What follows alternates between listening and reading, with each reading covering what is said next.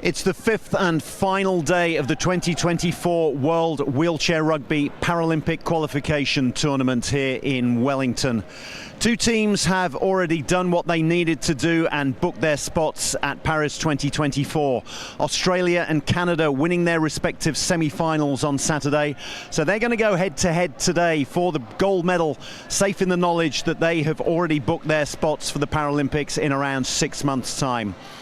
The bronze medal match is going to be absolutely huge. The defeated semi-finalists, Brazil and Germany, go head-to-head, not only for third place, but for the final Paralympic qualification spot. That match is going to be huge. New Zealand finally got a win under their belts on Saturday, and on Sunday they are going to face the Netherlands, a team that defeated them in the group stages. They're going to have a chance to get their revenge on them and hopefully finish in fifth spot, and there should be a big crowd here to cheer them on at the New Zealand campus of innovation and sport. First up though this morning, it's the 7th place playoff between Switzerland and Colombia.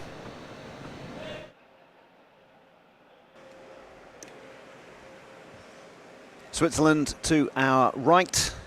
They have a reasonably well equipped squad at the moment, and if you look at the left, Colombia there, you can count them up: 1, 2, 3, 4, 5, 6, 7. You can bring a maximum of 12 players with you, 4 on the court at any one time, and if you've only got 3 substitutes, then you are going to be running on fumes when you get to the 5th and final day of a tournament. So it'll be interesting to see how Colombia fare here. Alongside me I have Amanda Lowry. Have you been enjoying this Paralympic qualification tournament? It has been stunning. I feel very blessed to be up here in the best seats in the house watching these teams battle it out. Yeah, so very lucky. There are the 7 that you want to watch out for. Number 4, John Orozco, top scorer at the Parapan Games back in November, when Colombia finished 4th and managed to squeeze into this qualification tournament. And then they also have Jenny Martinez, the number 2, so they have a female player in their ranks, and that means they can go for an extra 0.5 out on court, rather than just having the 8 points out on court, but we'll discuss that a little bit later on. The Swiss have a very balanced lineup, which is one way of saying that they don't have any high pointers. As good as they've got is Armen Dautai, number 24, Jeremy Genal, they're the number 9 co-captains.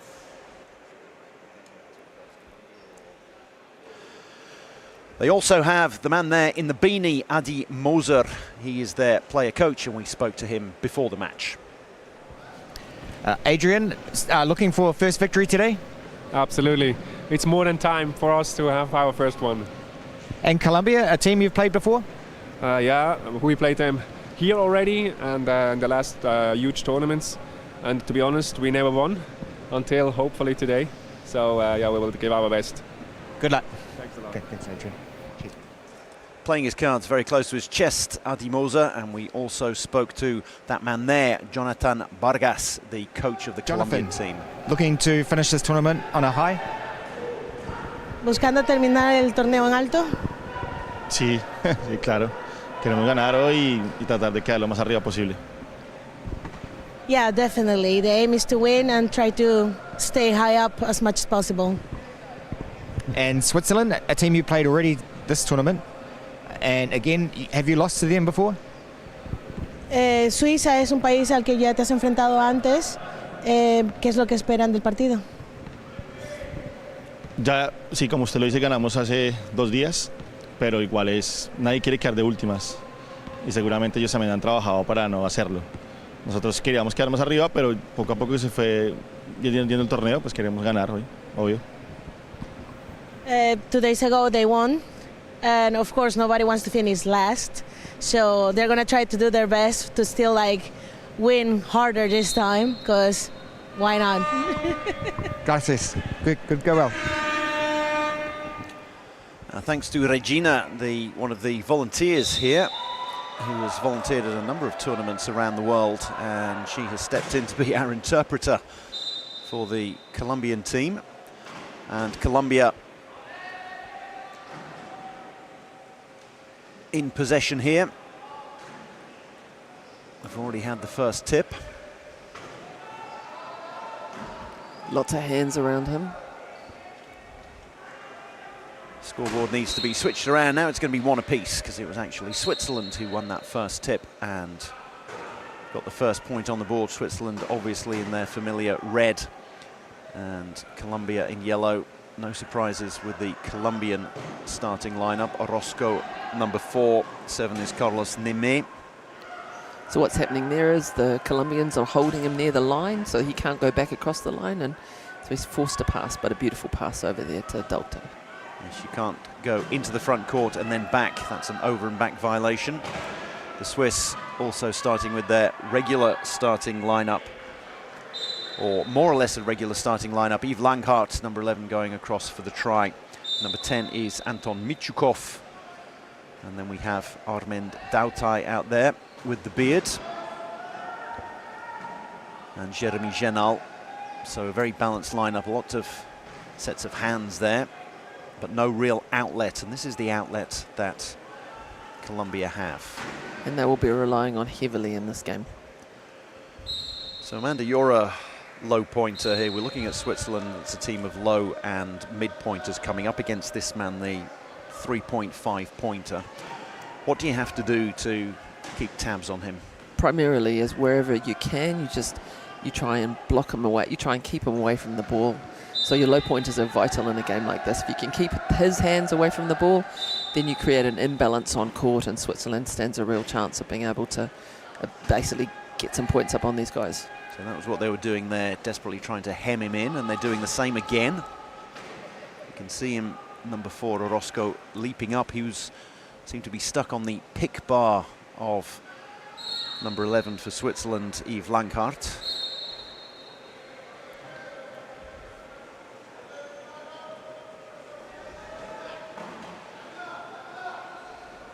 Chanel going this way in that. And Switzerland is under some pressure here as well, and they've got to get across the half and 12, and they know they're not going to be able to do it, so they just called a timeout. Referee Cam Broadhead, the Canadian, signalling that and signalling it to the bench.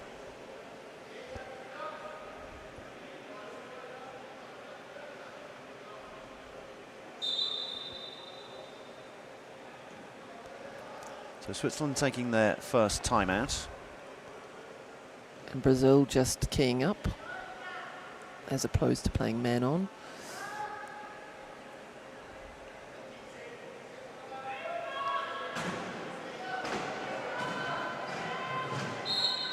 And through goes Switzerland. So good use of the timeout, and the scores seem to be the wrong way round at the moment. So we've got Colombia leading 4-3, but it's actually Switzerland. And 3-2 in terms of the timeouts. It's Switzerland who have taken a first timeout. And that high ball was missed by the Colombian players. They'll be so disappointed. So there's another turnover now with a Swiss throw-in.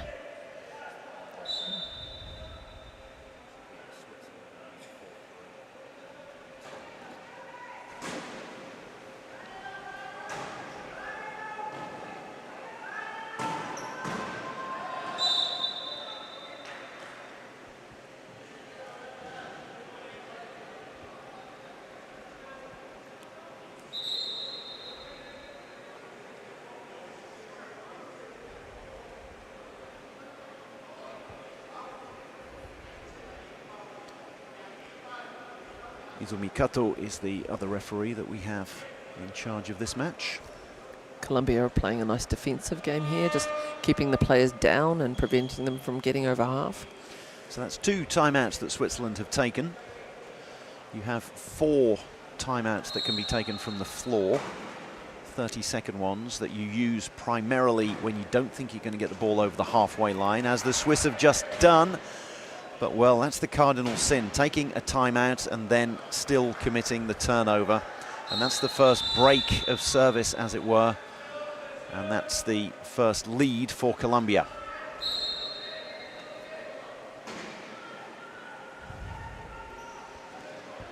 This matchup is for 7th and 8th place. Massive long pass down to Daltai, but dangerous. He called time just as he was going across the line again. So 3 timeouts used in 2 minutes. It's kind of only in the first quarter. I think Colombia are putting a lot more pressure on them. Timeout called here because he was going to take the ball out of bounds, and that would have provoked a turnover. So indeed, 3 of the 4 timeouts used already by Switzerland. These two teams met earlier in the group stages in Group A, with Colombia defeating Switzerland 52-48.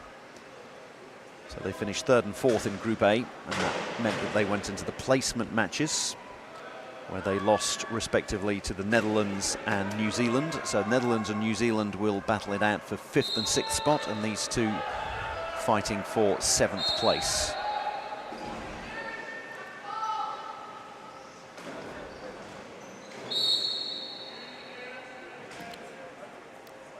Reaching foul there. Number 10 in the sin bin. Mitch, as he is known, Anton Michukov, reaching in there and making contact with an opposition player.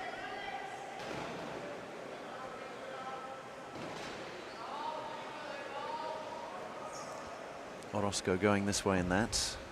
It's 4-on-3, so they should have plenty of opportunity to score. And what they're going to do, you can see players disappearing off to the left of our screen, and that was to make sure that Michukov can't come out of the box. But yep, he's just called to inbound the ball, which means that he has to be set free.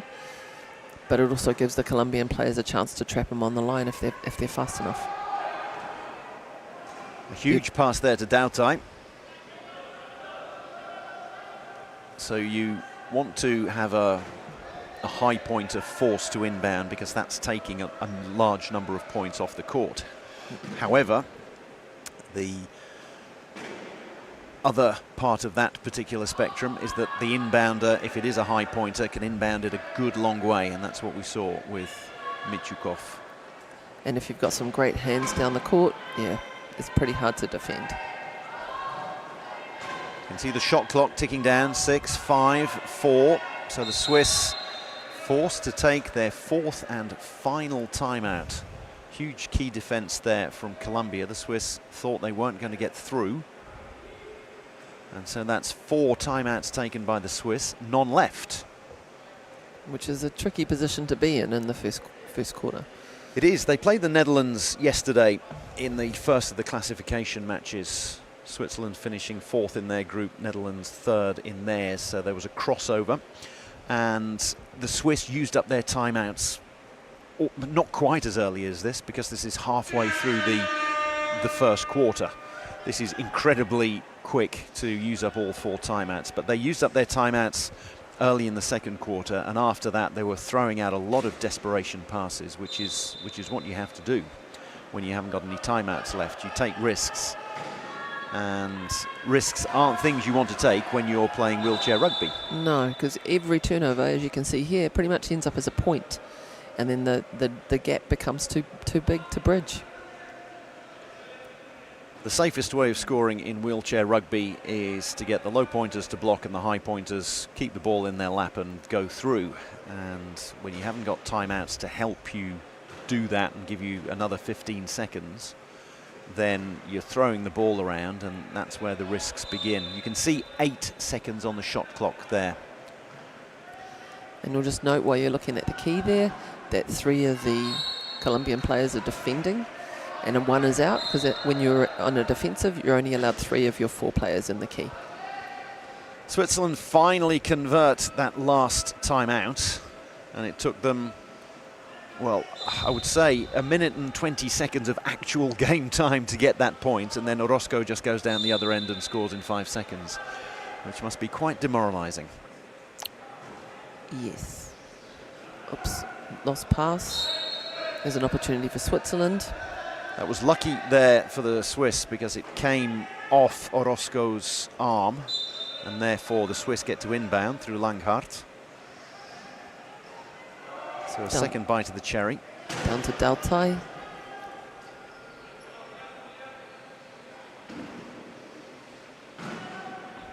Daute with Orozco for company. Genal's trying to keep Orozco out of the way.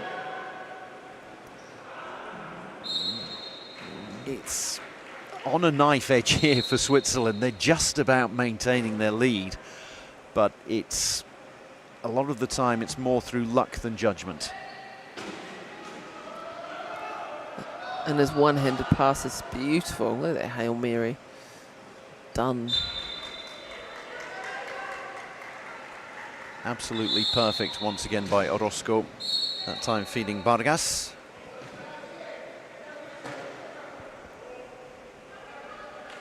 We have Vargas the player, Julian, and then Jonathan Vargas the coach. And that is going to be lost, and the Colombians will quite happily let that ball roll out of play because it came off Genal.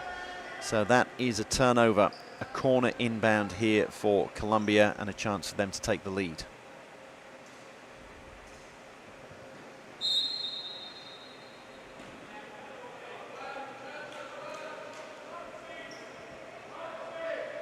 Orozco says, guys, back you come. Let's talk tactics and let's take a good run up at them.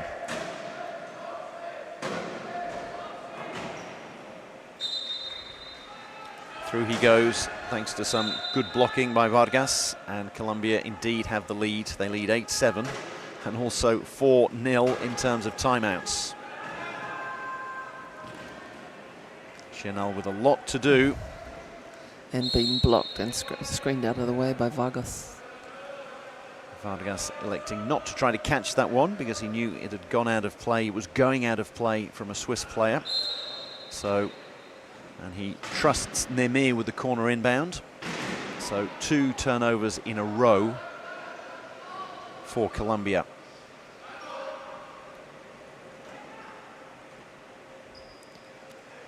And just having that low point player running high means that he's an outlet, and generally you don't want it in low point hands, but when you've been training together like this under this level of intensity, your low pointers are really accurate and they're trustworthy at those long passes. Low pointer there, Nemi. He also came in from the side, so he can come in onto the ball rather than having to try to look over his shoulder. It was the perfect angle to take the pass from Vargas, and it's another turnover, 3 in a row. Look, jump or reach. Right, we needed, the referee was in the perfect spot there to see what was going on. Unfortunately, we couldn't quite see what was going on. There's a much better camera angle. There we go. So what happens in that stage if the Colombian player had managed to raise his arm up in the way while holding the ball and have the Swiss player touch it, that would have been a reaching foul. But because the player's hand was on the ball, he then ended up being a jump ball. Yes, if Nemi of Colombia had managed to draw the foul, yes, it would have been a foul against the Swiss. So you can do that. You can encourage the opposition to try to touch your arm. You can give them an arm to touch. But again, hard when you're a low pointer, when you don't have that level of function. So I think that's interesting to talk about when we talk about points. It's level of function. So low pointer means low functioning player. So less, you know, some of the players out there might have between 10, 11, 12% function, you know, versus, you know, when you've got a quad-amp who's got 100% function but 4 missing limbs. So you've got quite a difference between 3.5 level of player and a 0.5 player. So yes, John Orozco here, the number 4 for Colombia, a quad amputee with full function, and you can see there, he's to the left of your screen, you can see the trunk function that he has, the strength, the mobility, and then when it goes over, for example, to Carlos Neme, a lot lower level of function. And lots of us with spinal injuries have got pinned necks, so you don't have neck rotation. So like you were saying, the angle of receiving the ball is really important. You've got to wait out wide on the court and then arc in to receive the ball, so it's going to be a perfect receive. Daute for reaching then, it looked like, or is a bit of a growling maybe. I think they're saying that Vargas was always going to go over, so they've given the penalty try. Langhart with the inbound. Dautai's come a long way back, needs to get it over the halfway line and no timeouts in which to do it. That one bounces off the chair but is scooped up beautifully by Genal.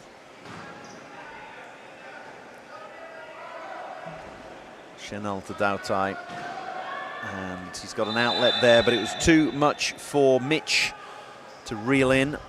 They're going to have to play absolutely perfect rugby from here on in the Swiss. They've got no timeouts.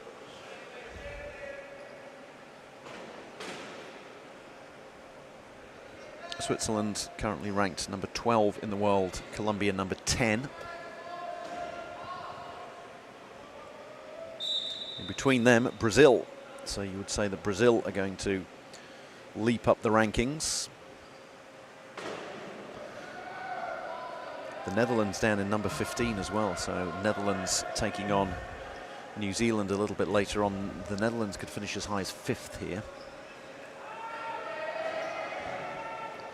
Winding down the clock. Into the last 15 seconds or so. And an equipment timeout there is called by referee Izumi Kato.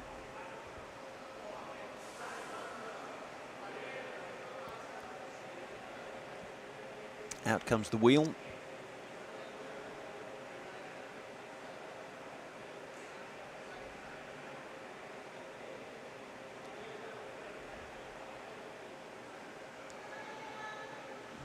Gives the Swiss 15 seconds or so in which to discuss how to defend these last 15 seconds.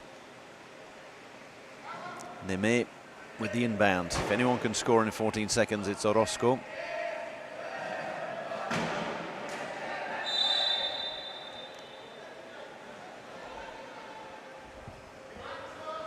Four in the key there for the Swiss. 1, 2, 3, 4. There we go.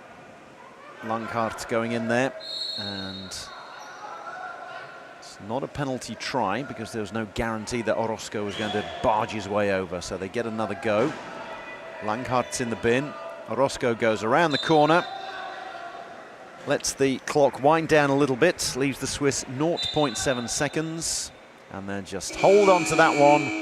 And it's gone all the way of the South Americans in the first quarter. Colombia leading the 7th and 8th place playoff 12-8.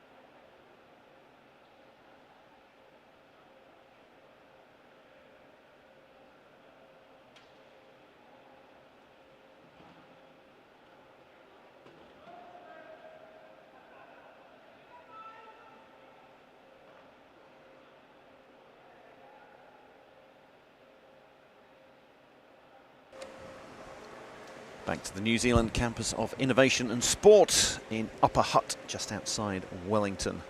And you can see that it's the Swiss who have the possession arrow, but it's Colombia very much in charge on the scoreboard, leading 12-8. And another aspect of the scoreboard is the fact that they lead 4-0 in terms of timeouts left. So Switzerland, no more floor timeouts, so they're going to have to get it done all themselves. Michikov has been joined by Hanel. Chenal is still out there, and Roger Frey, the number 3, is there.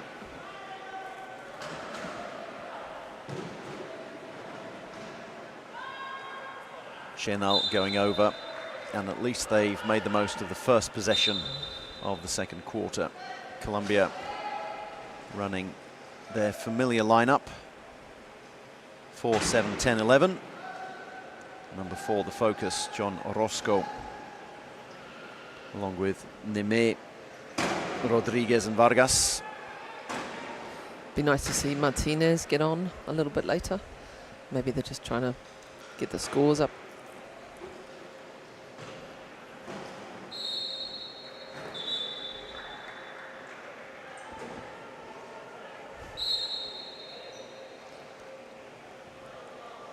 What's so great about the sport, it was never designed to be separated. There was always a component, like say, for men and women to play together, and the only difference they have is when a female's on court, you get 0.5 advantage for the team, which means they have 5 points more functionality on court, with a woman just kind of taking heed of the extra testosterone and muscle strength that males tend to bring to the game.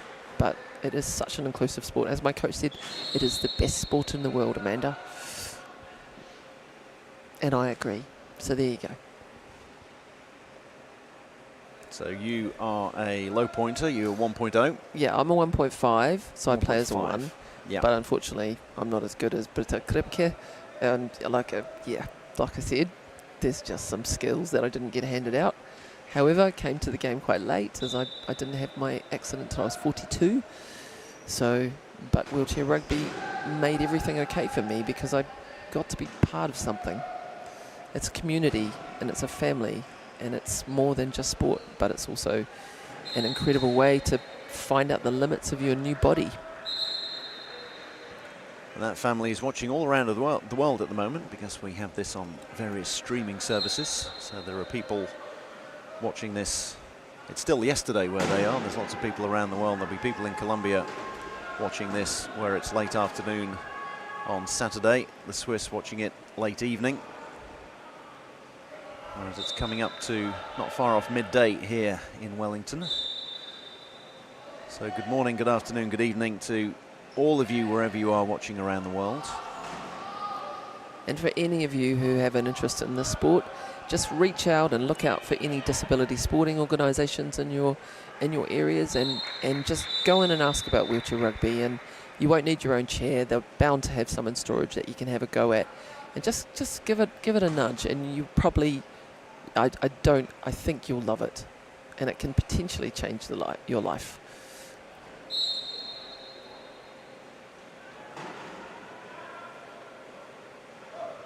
And if you're not a wheelchair user yourself, go along, watch, referee. Volunteer. These sports run on volunteers. That's the only way we survive. So if you've got a skill, if you kind of like axles and you like welding and bending, then just shout out and come and help, because teams are always looking for mechanics, and 9 times out of 10 it's a player who drags a brother along and says, look, we really need a mechanic. And these chairs take a bit of a hit, so as you can see, mechanics out there, look out. Disability sports organisations need you. 16-12 for Colombia. They're maintaining their 4-point lead. Scoring has been thicker and faster in this second period.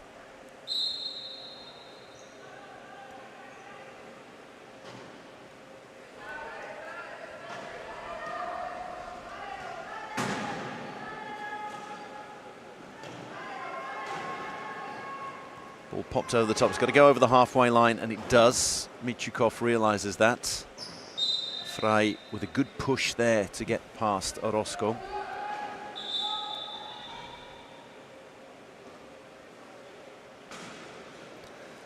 And a player that is a lower ranking player, a lower functioning player, can get cut past a guy like Roscoe just with chair position. So it's axle in front of his axle, which means that you'll have the dominant chair position and you'll be able to get past that player. But it's skills. It's lots of skills and lots of time.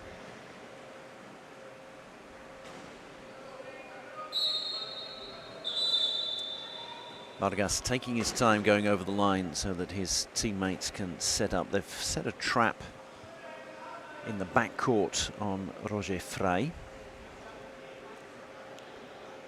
So you've got your two low pointers down there, holding up a higher point player, which creates an imbalance on the court and less people to throw to for Switzerland. And that's why it's a bit harem-scarum as far as the Swiss inbounding is concerned. Frey not quite with the strength, but Colombia just knocked out a court then.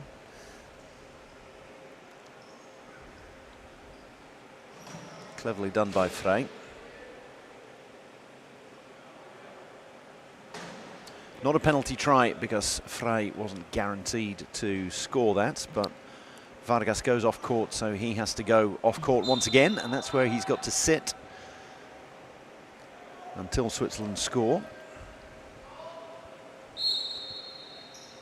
And you see the low point player blocking him from coming on the court there.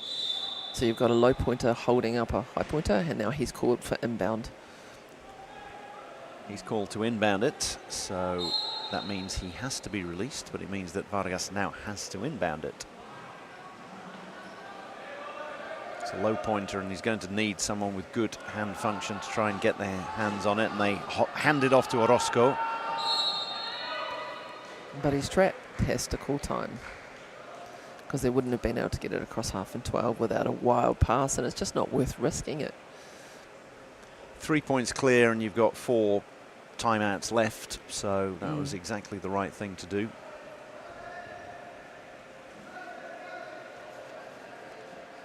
We've been talking about the world rankings that are going to change after this tournament, and we already had 5 teams that had qualified for the Paralympics already. United States, Japan, Great Britain, France and Denmark.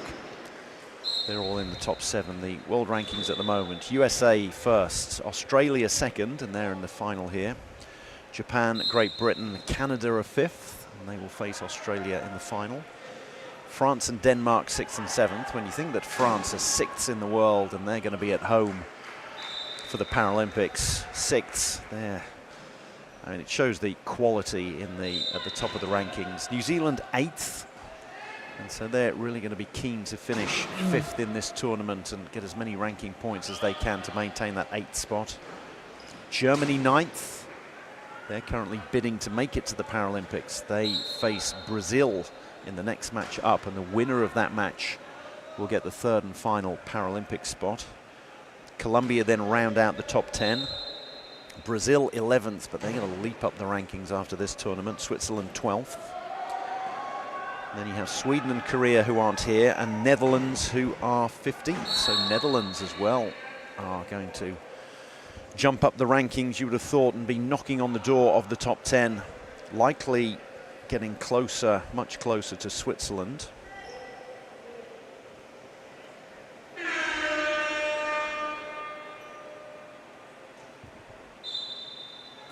The klaxon goes, and we're going to have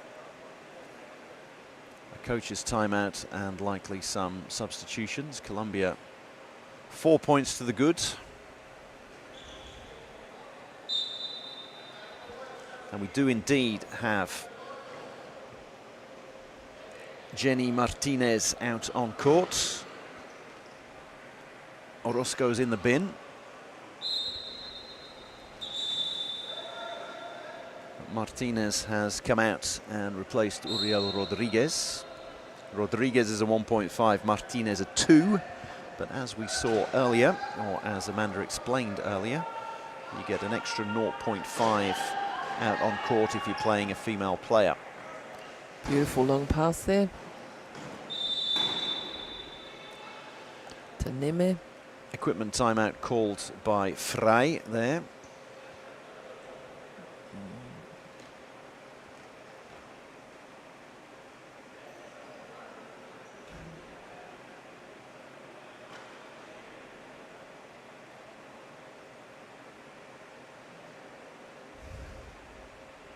Switzerland need to keep on keeping on here. They're only 3 points adrift. They need to force some turnovers sooner rather than later, though. Orozco with the ball, looking to make it a 4-point game. Colombia also have the possession arrow, so they will get the next contested possession either at a held ball or at the start of the third quarter.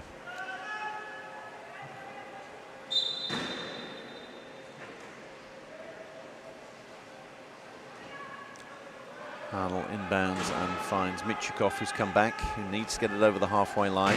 Genal finds Frey. Off to Harnell. Nice try. And again, the low pointer coming in at a bit of an angle so he can pick the ball up, pick the pass up more comfortably. And that's where all the rookies kind of fail when you start playing wheelchair rugby. You run straight lines and you don't know until you've got to run the outside lines and arc in. You've got to think about pass lengths. You've always got to think about who you're passing to, what their function is. Oh, nice receive. Martinez. Yes, thinking about who you're passing to, and a pass like that, anyone could have picked that one up. That was a perfect pass from the back from Orozco.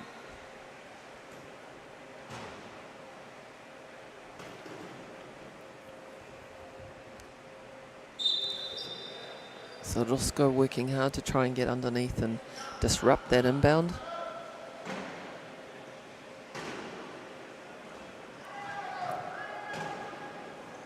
He's a tireless figure, Orozco, and also he doesn't play in gloves, is the amazing thing. That bounces off the chair of Michukov, and that's another turnover for Colombia. And that, like we explained earlier, pretty much means another point. So every mistake means a point in this game. Up across half, unless he's called it. I think he was fast enough to call timeout because his wheels were just going over the line. Timeout called because Neme was over in the front court, so the attacking half of the court as far as Colombia are concerned, and was about to be pushed back over into the back court, and that would be an over and back violation. So he took a timeout. You can see Colombia down to 2 floor timeouts now. And also gives Jonathan Vargas time to shout out a few explanations. And have a tiny little breather. Not that he appears to need one, but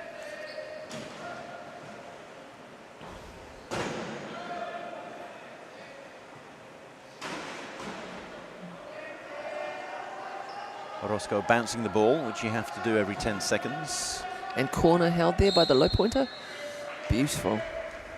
Neme, the 7, making sure that there was a channel open for 11 Vargas to get through. So when we play, we just yell out, corner!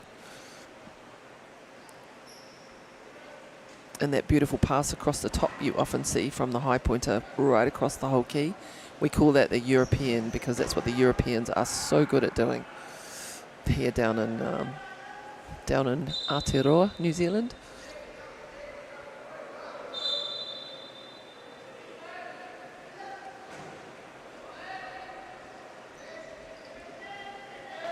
Look, being hemmed in.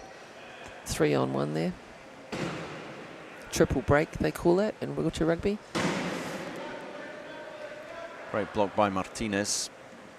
And that means that Vargas can coast over.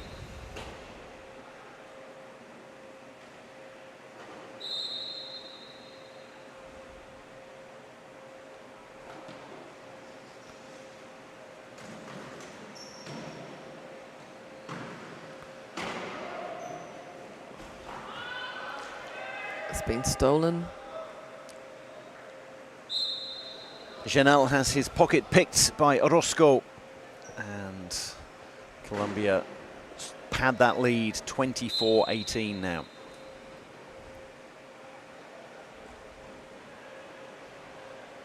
See Dautai in the background, sitting there, arms crossed, not looking happy.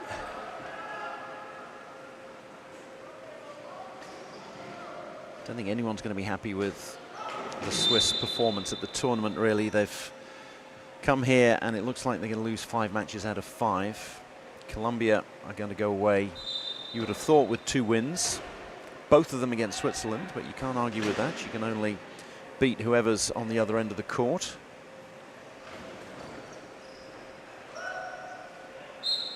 Not quite fast enough to get his axle in front.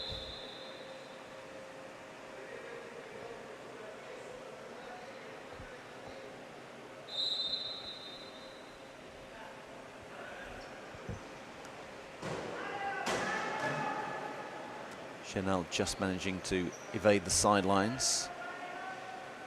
If you're carrying the ball and put a wheel over a line, then and the low point is it's making over. beautiful space for him there, keeping those 2 high pointers away.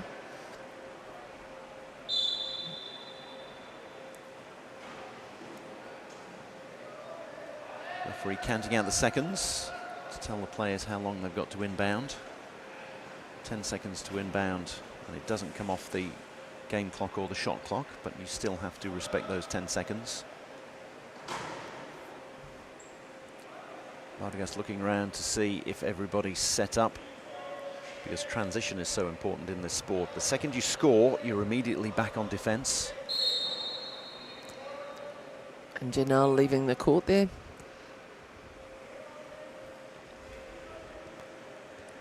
And so he has to leave the court once again and sit there.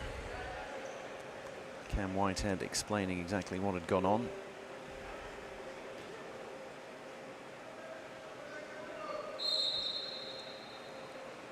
Into the final minute now of this first half. Orozco's going to go over on 55 because that's what they like to do. Go over on 55 because that means that even if your opponents take the full 40 seconds of the next possession, as you can see 40 there on the shot clock, it leaves you with 15 in which to score afterwards. And scoring last in any quarter is huge for any team. Martinez Knocking it back. did very well not to knock it too far so that it would remain in play. Clever play from Martinez.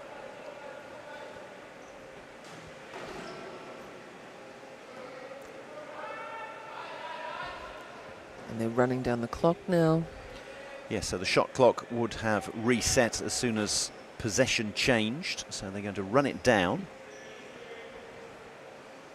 There's about 8 seconds between the shot clock and the match clock, so they might just try to score as late as possible. You can hear them counting down, 6, 5, 4.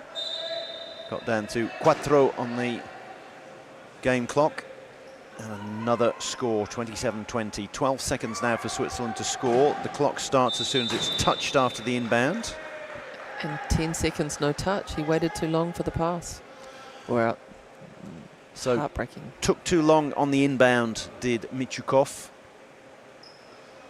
So that is another turnover. As you can see, the game clock hasn't restarted because there was an infringement before it was touched. So now it restarts, and Orozco's got 10 seconds in which to get another score for Colombia. And it's not going to happen. So small victories as far as the Swiss are concerned. They managed to keep them off the scoreboard this time around, but they've committed far too many turnovers. Surely got to be a Swiss inbound, you'd have thought. Came off Orozco. I think Orozco saying that he, explaining how it rolled off him, in which case he needs to get back on defense. But unless Michukov can throw this one to somebody in the key who can catch it straight away, then Switzerland aren't going to score. 0.9 seconds to go. 0.9 seconds to start from as soon as it's touched, and they're just going to hand it over, and that will do. Colombia lead it by 7 points. They are 27-20 to the good over Switzerland going into the big break.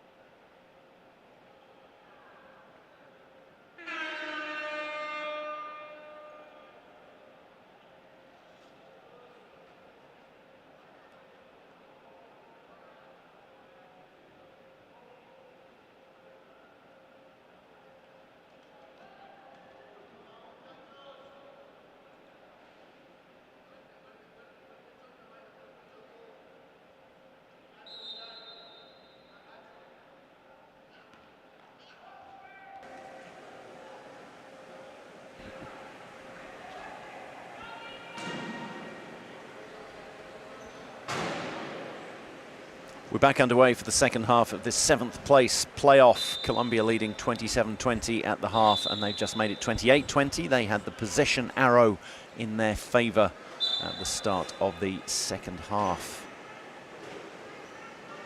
Final match for these two teams. And lost ball. Janelle must be gutted. He just went for it and it was just a little bit wide. Colombia throw in. A few changes for Colombia. Christian Amaya has come on, the mid-pointer, number 9, and Manuel Monga, the low pointer, 0.5, number 14. You can see him there. Armen Dautai back on for Switzerland. He's the one looking to pick up the ball here from the inbound, and they need to be quick on the inbound from Hanel, and Dautai tries to pick it up, and Orozco's going to let that one trickle out. Dautai, he can provide a spark, but he can be hit and miss as well. And he tends to, you get a lot of errors with him. You get a lot of spark, but also a lot of errors. Samuel Schwartz out there as well, number 25. So the likes of Adi Moser and Christian Hardy, the coach and player coach, making sure that everyone gets some game time.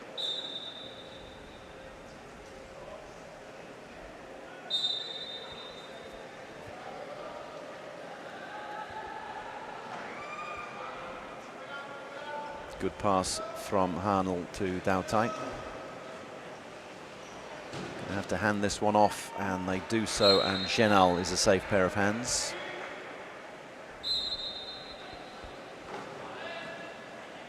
Colombia, though, looking to make it a double-figure lead.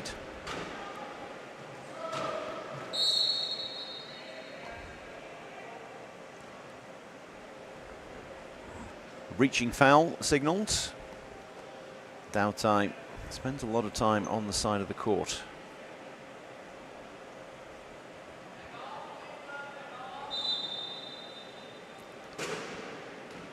Long pass.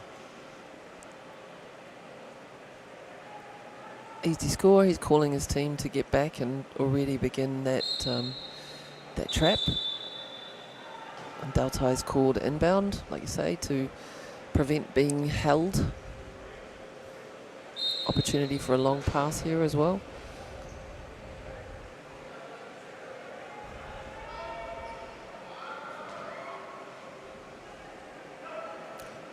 Lost ball. Colombia ball, turnover. So it's a 10-point lead, and now that's going to be 11. And things getting rather out of hand as far as the Swiss are concerned. Colombia, though, just racking up the points. Even with a change lineup out there, Monga and Amaya.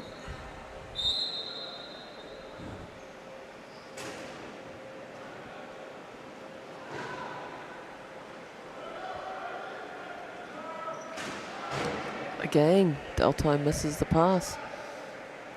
But when you've got your player facing the outside of the court trying to pass up the line with a backhand, it's so tricky. They're trapping them in a really awkward spot. So good work on Colombia's defense there.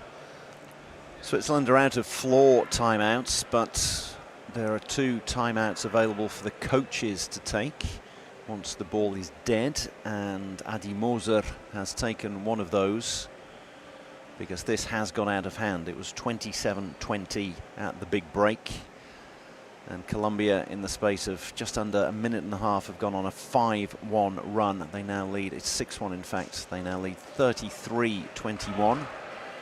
So Moser trying to reset. I'd say, guys, just get back to basics. It's going to be tough for them to get back into this match, but you don't want to lose by 20, 30 points. Win the quarter, win this half of the quarter. Yeah. Win your development.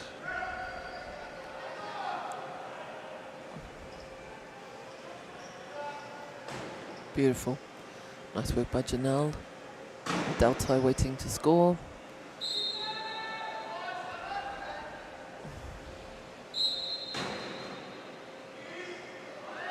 That long pass by Vargas.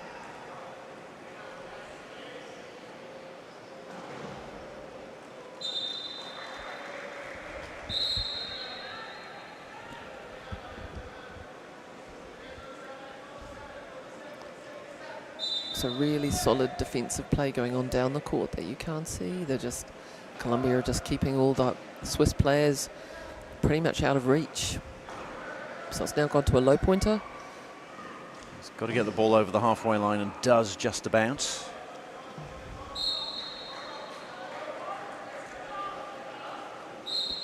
Speaking of low pointers, there are low pointer tournaments. Yeah, which is stunning. So the highest you can be in a low point tournament is a 1.5. So that's my level of function. But what that means is the game is just much slower, more strategic.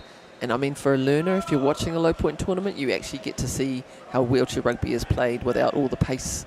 It develops more slowly. Yeah. You can track movements and blocks. Yeah. And so we get 15 seconds to get it over half rather than your usual 10, because we are so slow and our hand function isn't so great.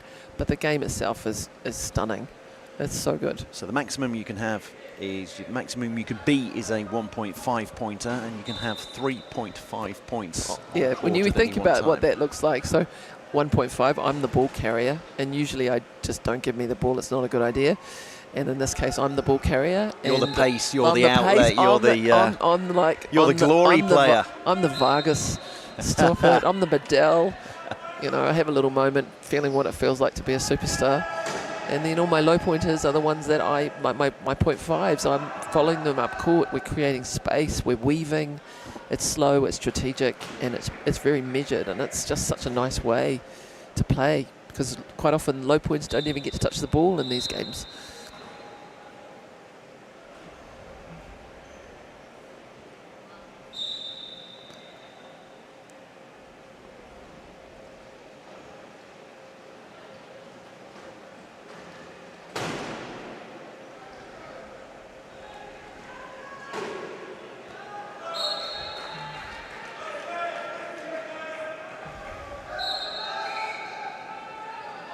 Point lead, and there's a huge inbound there. Big hit by Dautai, and it's going to be Genal who picks it up. So a turnover as far as the Swiss are concerned. It was a huge inbound from Vargas. He's going to look to make amends here. Under lots of pressure there by the Swiss. Off to Genal. Swiss eating into the deficit. I like it. Makes me happy. Underdogs. 9 more of those turnovers, and we've got a game on our hands. Yeah, no pressure.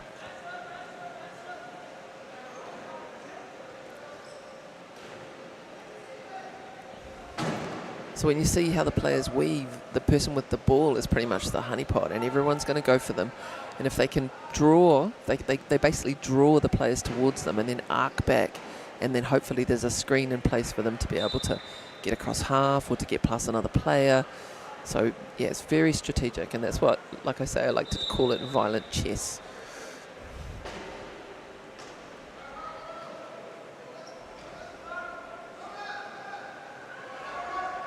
It was a risk. They have to take risks. The Swiss, they have no timeouts left, so that's the kind of thing that we are going to see in the second half.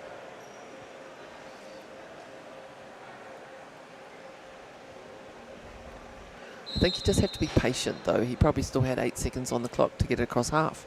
He could have just waited a little bit longer, and throwing to a 1.5 who's been marked by a 2 is not optimum. Like, just don't throw over hands. If you have to throw it out, you have to throw it out, but give it another 3 or 4 seconds for things to eventuate, for people to get free. So we've had a turnover, a turn back, and a turnover 3 in again. a row. But the Swiss had time then to not rush that. They could have just waited. But I think you feel the pressure when you're in that losing position, and you get a bit frazzled and you make mistakes. You're chasing the game. Yeah. But just if you can find some composure and think about what you do well and go back to basics, that's where you see things turn around. That's what Adi Moza would have told them when he took the coach's timeout after barely 90 seconds of this third quarter. And they did well for a minute or two, but they seem to have got out of those good habits as quickly as they got back into them. Nice pick up there from Hanel.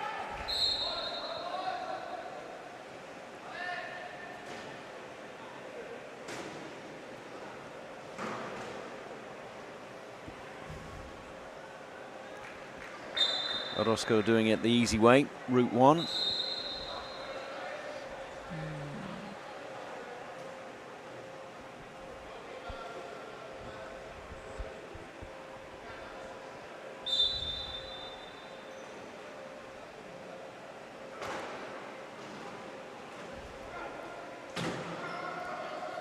Work.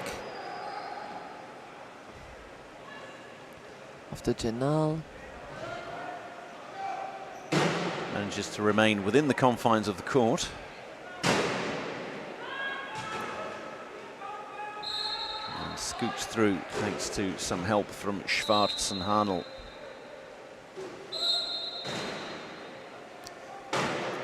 Orozco being held down there by Daltai, and he's escaped. And he'll run up the court for the long pass. And a good long pass it was too.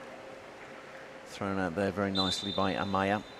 Just the level of function when you have a full trunk. You can actually lift the wheels of the chair out of a pick. So you might be held, but you can throw your chair up where you can actually, you can escape anything. These guys are powerhouses.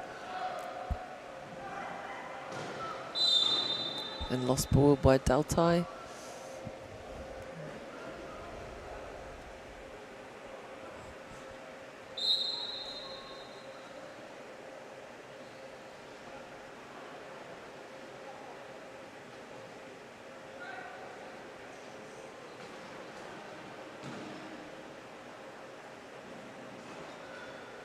Beautiful.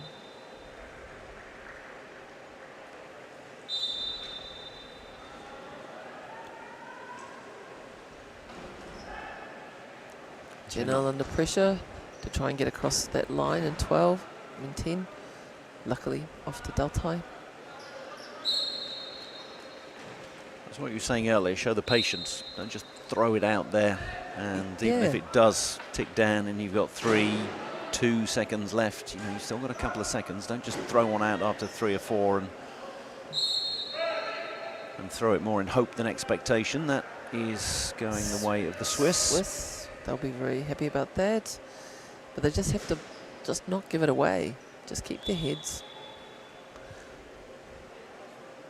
Go back to their core game.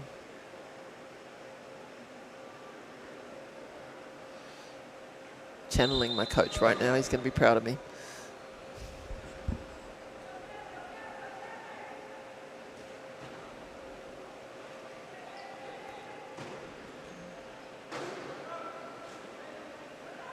Showing the patience, and that's what works. Beautiful. Into the last 2 minutes of this third quarter. Roscoe under pressure. A nice long pass down to, who's that? Vargas. Vargas. He's running the clock down now.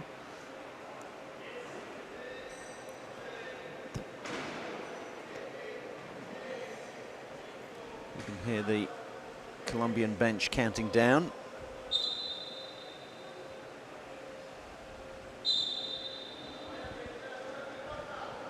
Colombia will have the first possession of the fourth quarter, and they would certainly like the last possession of this third quarter. Even if you are 11 points clear, then it's always good to do the little things right, the basics of the game, score last and score first. That was what made the difference in 2004, the Paralympic final, when New Zealand defeated Canada by the tightest of margins. They scored last in every period, all 4 periods, and that makes such a difference.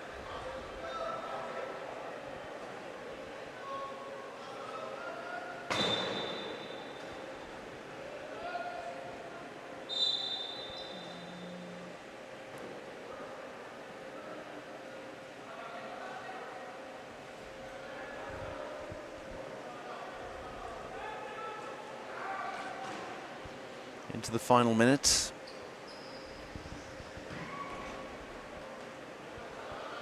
Schwartz gets to go over the line. Nicely done by the Swiss, a quick score. So it means that they will likely have the last possession, depending on how quickly Colombia can score. And with Orozco stuck in his own key, the main thing they want to do is make sure they get the ball over the halfway line, which is what he's done. Now what they can do is let the shot clock get down to a second or two, take a timeout, add 15 seconds onto the shot clock. We have an equipment timeout.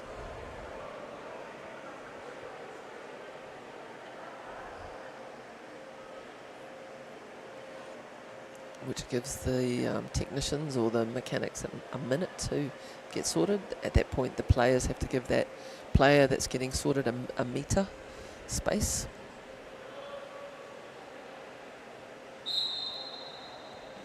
So Orozco is going to pick up the ball, wait until the shot clock has all but expired, give the universal timeout symbol of a T. Or is he going to race through and try to score with a few seconds to go? It's been reset due to the equipment timeout, so he doesn't have to take the timeout, and he just goes over with 3 seconds to go. So they've saved a timeout there, courtesy of the Swiss change of equipment. But again, you see that angle. He was trying to receive it on the wrong angle, right on the edge of the court. Yep. Even though the 3 seconds to go, it's not 3 seconds until it's touched, and all of a sudden you've given it away, and if this can be caught in the key, which it can't quite, so the clock doesn't start, and it will restart from the same spot, but with different possession. Is Doughty going to throw a Hail Mary? You wouldn't have thought so. And Genal's just got to hold on to it. Time expires. Or does it? Time stands still. I know. That's quite odd. So, looking at the table to see what the call is.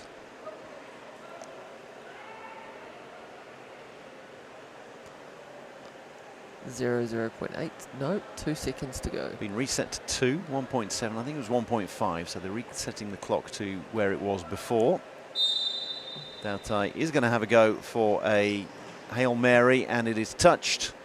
Thank goodness, because if the ball just keeps going out and nobody touches it, the clock never starts again, and time will stand still.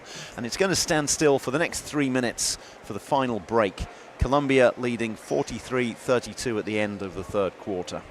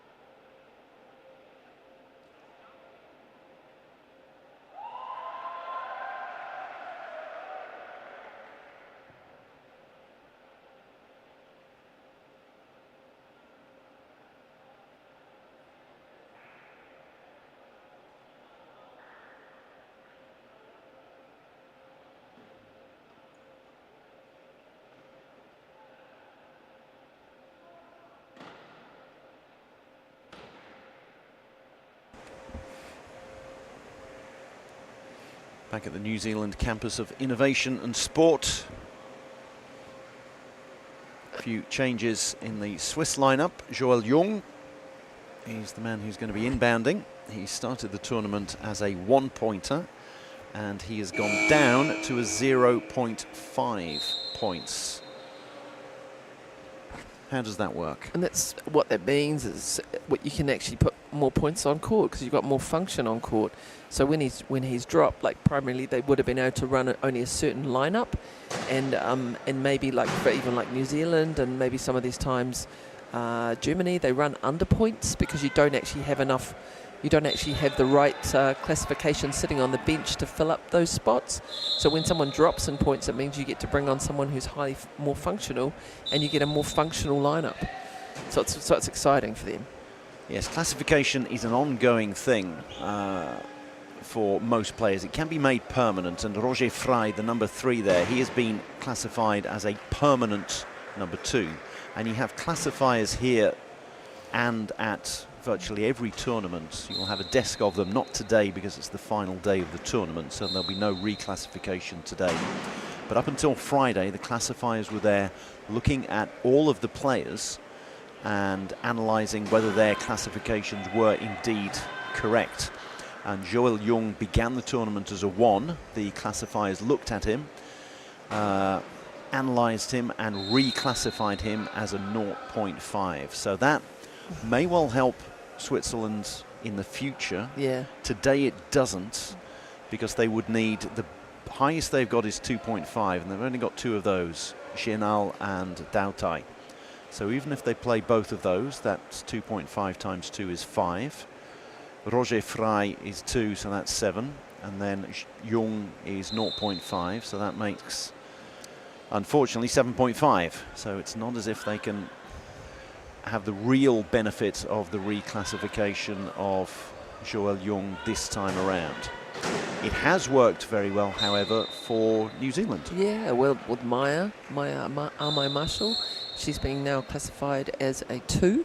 So that just means for the lineup they can have, they can have Hayden Barton-Coots on with Cameron Leslie as well as Maya on court and Cody.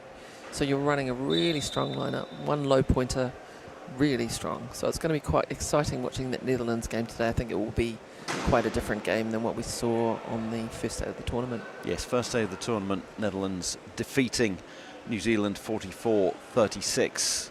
And, New Zealand in 8th place in the world, Netherlands 15th. So that was, just unseen. And Netherlands came out with such pace and such force. I don't think New Zealand expected it, really. Pace and force there from Orozco, and he ends up handing it off. A deft touch as well to go with that pace and force, hands it off to Jenny Martinez.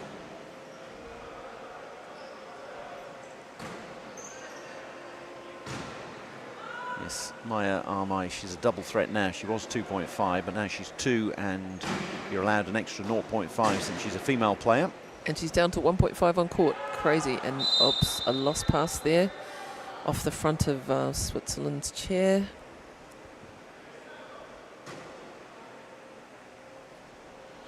She's actually a triple threat because she's the cousin of Benji Marshall, who is the new coach of the West Tigers in the Australian Rugby League competition, Australian and New Zealand. Incredible sporting family, though. Incredible. So she even gets the Aussies on board, or she gets the West. She gets the people from Balmain on board supporting her.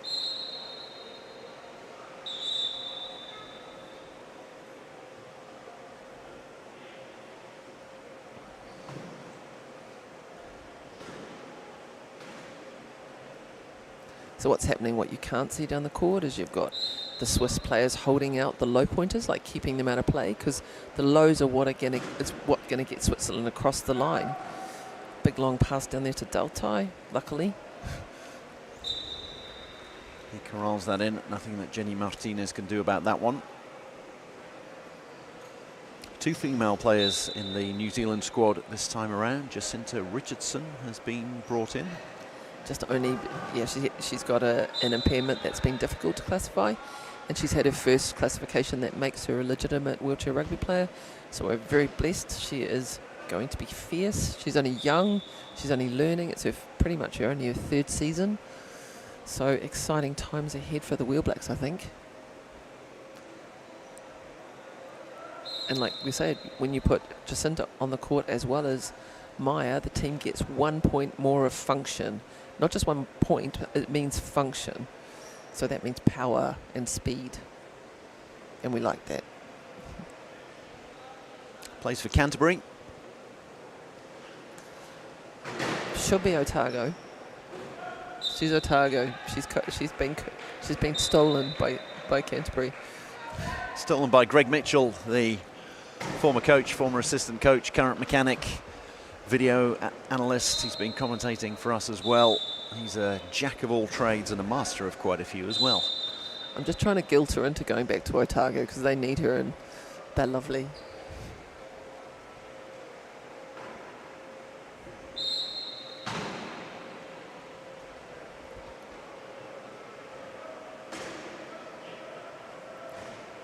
See pressure on Switzerland just to even get across the line, and they haven't got anyone over there to make it over in 12.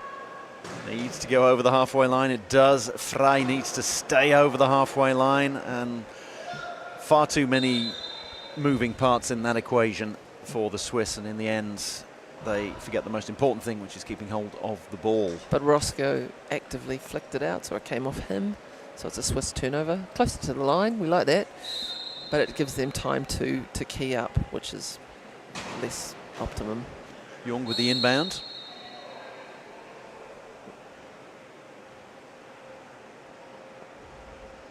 Quizzical look there from John Orozco. Off he goes, reluctantly accepting his fate. Reach? I didn't reach. Nah, you did, mate.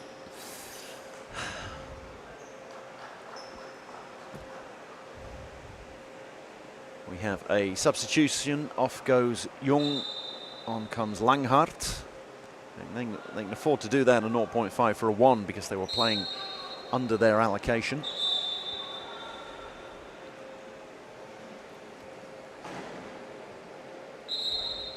Switzerland and Colombia also faced one another in a classification match at the World Cup, the World Championships that were held in Vejle in Western Denmark around 18 months ago. And it was the first round of the classification matches, and Colombia won that one 49-44. Pretty close then. They then went on to defeat Germany in the 9th and 10th place playoff to finish 9th overall. So it was Colombia 9th, Germany 10th. Lucky save. That tournament 18 months ago, Colombia and Brazil were, to put it politely, they were the make-weights. They were there, and they ended up finishing around the 10th, 11th, 12th spots. And if you look at Colombia now, they've had a great tournament, won 2 matches. Brazil are 32 minutes away from making it to the Paralympics. So that's stunning, really. It's a testament of what you can do with a great coach, Benoit Labrec, whom they've got in the Québécois, who's coached Canada, coached Sweden, and is now coaching Brazil. They've got a couple of high pointers. They've got a balanced squad. Finished 3rd at the Parapan Games, and they're looking to finish 3rd here and book their ticket for Paris.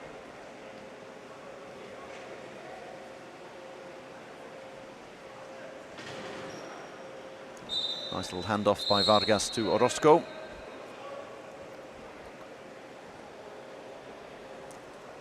Doughty needs a new wheel.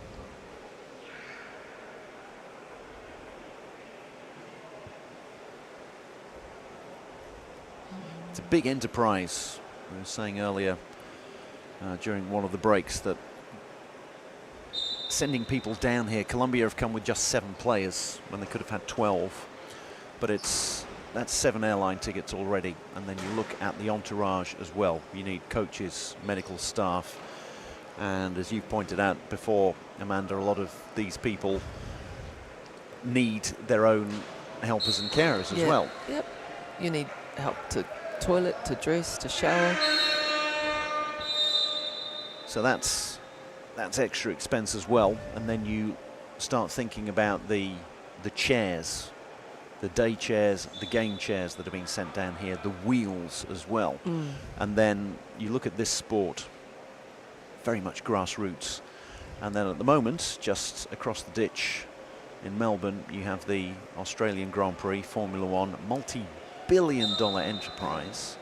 And there are only 19 drivers are going to start today as opposed to 20, because one of the teams couldn't afford to bring a spare chassis. One of their drivers crashed in practice on the first day, and that was it. So he was the #1 driver of the team, and so he has taken the #2 driver's car, and the #2 driver is just sitting there twiddling his thumbs and isn't allowed to take part. So you look at the sheer enterprise of bringing so much equipment down here and so many people. Yep. And you've got to say, well done, Colombia, hats off to you, and to Brazil as well. And all we need is someone to pair up with us, some sport that sees the value in what we do, and just siphon off a tiny bit of your money, and we will be out the gate performing. Exactly, we don't need the Formula One budgets. Just a couple of grand, not a big ask. We'll give you champagne on a beer budget, as the old saying goes. Beer on a champagne budget, that would be better. That's the way, you get more. Oh look, on half, that was lucky. Beer on the champagne budget, spoken like a true low pointer. Yes.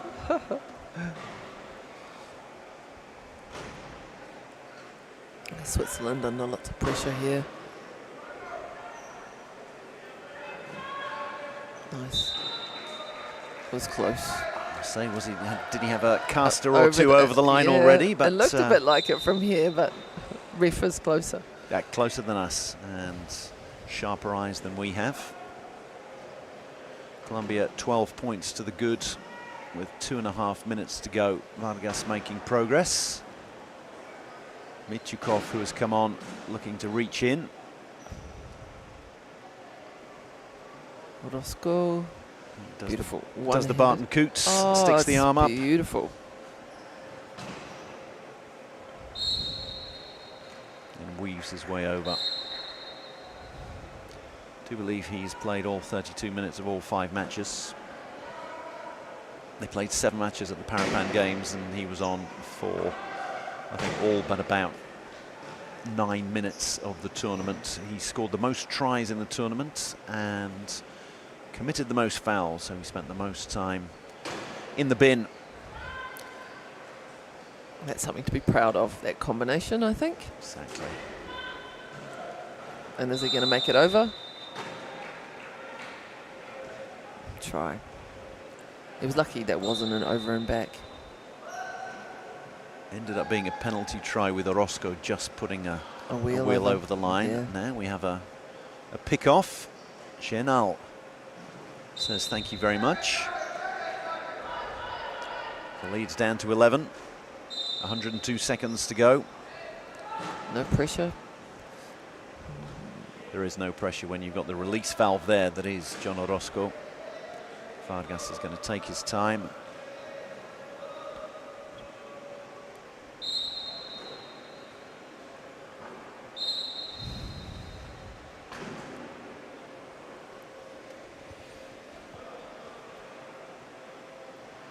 I'm just waiting for one antiquated expression for me to just sort of send off on. Come on, try and see if you can drum one up. Far be it from me. Oh, that wasn't that bad. Oh. If I were to come out with an antiquated expression there, that would be grist to your mill. Grist to the mill. Oh my gosh. 70 seconds to go.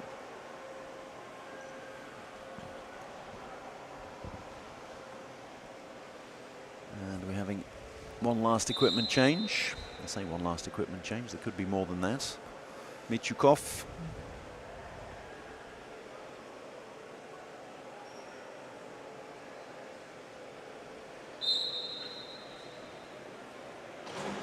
I was going to wish the Bay of Plenty steamrollers all the best for the rest of the season, but I don't know if I'm going to do that now.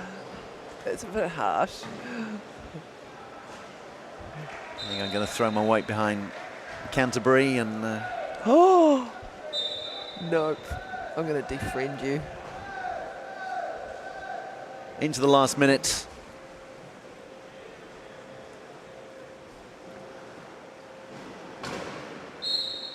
Beautiful. Orozco not hanging around. He's still doing the little things as well. Score quickly there, and that way, even if Switzerland take 40 seconds, then Colombia will get the final possession. And that's something that keeps your coaches happy. Even if you're 13 points clear, then do the little things. Switzerland trying to respond in kind, so you can see the shot clock flicking off there. There are 39.7 seconds to go, so no need for a shot clock. Timeout is taken. Yep, keep doing the little things right, because Orozco was going to be pushed out of bounds there. And they've still got a timeout or two left, so you might as well use that one. Nicely done by Dautain Genal. You can see them pushing him over the line, so Orozco finds himself hemmed in once again, but manages to pick the lock. Manages to pick the lock. That's awesome. I like that. I might never use it. It's too late to try and get back in my good books now. There are 17 seconds to go, and 17 seconds for Orozco. He's looking around and he wants to score the final try of this contest, and he's done well sure. Going to make sure that he does. Beautiful. Rolls over the line with 1.8 seconds to go. 56-44. Switzerland with one last throw of the dice and throw the ball. And it is picked off, and the buzzer goes. So Colombia secure 7th spot with their second win of the tournament over Switzerland. 57-44 this time around. A 7-strong squad gets 7th spot, and that will give them valuable ranking points as they look to climb up. They were 10th in the world, and that means they may be able to edge their way. Well, it's a very strong top 10 where you've got Germany 9th, New Zealand 8th, so they need to make sure they stay in the top 10. Brazil 11th as well, so every win counts. It's going to be tough for Switzerland, but they will have learnt a lot from their trip down here. Wasn't their tournament, wasn't their day, but every time you play, you have to learn something. You absolutely do. And even sitting up here has been a massive learning experience. I've loved it. And hopefully my coach will be proud. He'll be like, that's what you do, Mando. Follow that one. Respect for the referees and for the crowd that have come to support them and to support all of the players and all of the teams. I think there'll be some big crowds here this afternoon for the finals kind of games. Well, at 1:30 local time, so in an hour's time, we have Brazil versus Germany with the final Paralympic spot up for grabs. At 4 o'clock local time, New Zealand versus Netherlands. Take 2, it's the possibility for the Wheel Blacks to take their revenge. And we're also going to get the Wheel Blacks haka once again. That'll be at around 5 to 4, so make sure you're tuning in good time for that one. Here's the fixtures for today, and yes, at 6:30, the final match of the tournament, Australia versus Canada. To see who actually wins the tournament. Australia and Canada have booked their spots for Paris, but obviously they're going to want to win this one. They will face one another a little later on in the year at the Canada Cup. They're always looking for bragging rights.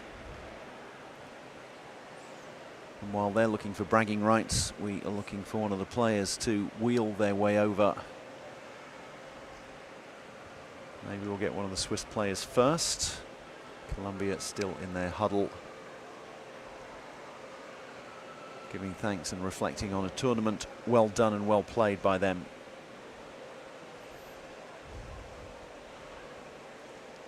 But you can see just 7 players doing so well, representing their country on the other side of the world, and managed to pick up 2 wins. Full credit to them.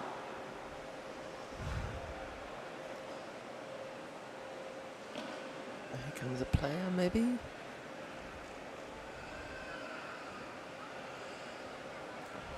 Looks like we might have Jeremy Genal of Switzerland is coming over to speak to our colleague Jai Waite.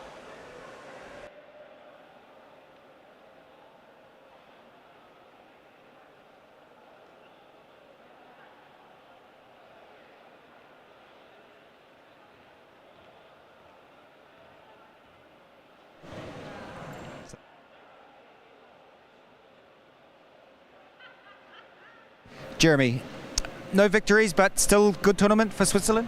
Yeah, I would say we have to collect some experiences. We had hard games, we had good times.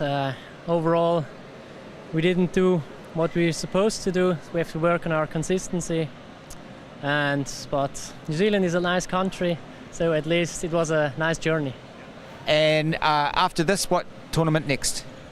Not sure, for sure. Next year there will be the Europeans. So I think next goal is to prepare for that and show our best performance there. Oh, well, safe travels home. Come on, thank you. Thanks for coming. Colombia posing for a few photos. Well deserved. Indeed, they've come a long way. They've picked up a couple of wins. That will give them valuable ranking points. And we are going to have a chat with one of their players now. Manuel Monga is down there with Jai Waite and with Regina, the interpreter. Pero di lo que sientas, está bien, pero no me des todo un ¿sabes? Hola, Manuel. Good victory today? Buena ganada hoy día. Sí, ya lo teníamos pronosticado. They had it already prognosed that they will win. And for Colombia, what next? Y para Colombia, ¿qué le sigue? Seguir trabajando. Trabajar y trabajar para seguir mejorando y subir más de nivel. Working and working, keep practicing to just aim higher. Well done. Gracias. So there we go, Manuel Monga saying that they'd already predicted, they'd already tipped that they were going to win that one. They defeated Switzerland earlier on in the group stages, 52-48, and they pulled a lot further clear today, winning 57-44. In just under an hour's time, we have the third and fourth place playoff between Brazil and Germany to book a spot for the Paralympics. So I hope you will join us then, but this gives a chance for Amanda Lowry to sign off after her final match of the tournament. Yes. Have you enjoyed it? I've loved it. And are you going to work and work like Manuel Monga? I will. There will be lots of mahi, which is Māori for work. There's going to be lots of mahi going on. We're just beginning our season here in Aotearoa, New Zealand. So first tournament is at the Festival of Disability Sport in Tauranga on the last weekend of April, where all of these teams will come together to play. And what's lovely is our Wheel Blacks play for regional sides here. So we actually get to be coached and play with our national representatives. So the learning is just exceptional. A wonderful opportunity. And speaking of the Wheel Blacks, they will be in action at 4 o'clock. But prior to that, we have Brazil versus Germany at 1:30. So please join us for that one. And ka kite anō.